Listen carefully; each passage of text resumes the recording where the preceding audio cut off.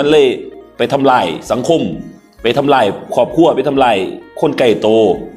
อ้ายเชื่อว่ามึงกลับโตได้กูอยากมึงกลับโตกลับใจเป็นคนดีของสังคมมึงเศร้าได้มึงเศร้า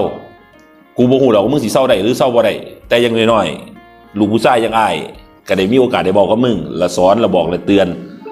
โดยความห่วงใยนะขันมึงหนักไปกว่านี้มึงสิตกเป็นโจรลายมึงสิต้องไปฆ่าคนไปปล้นไปจี้ไปนั่นมึงสิเป็นโจรแต่ณเวลานี้กูให้โอกาสถือว่ามึงกับกูพอกันครั้งแรกนะให้มึงโอกาสได้บำบัดกินยารักษาให้มันหายกลับมาเป็นคนดีของสังคมมือนึงมึงเป็นคนดีได้กูจะบอกเลยมึงแมงโคตรเท่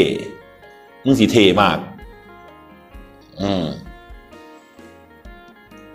ว่าไปตามกระบวนการนะน้องเนาะเศร้าได้คือเศร้ามียังบอกอ้ายเข้าใจวะ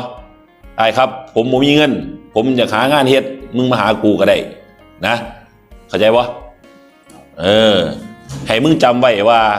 ผู้ที่เขามีพระคุณกับมึงที่สุดก็คือผู้ให้กำเนิดคือแม่มึงอาจจะเพี้ยนโดยสายาโตยาเลยเฮ็ดให้มึงไปทำลายเราแต่ขันมึงเลิกได้หยุดได้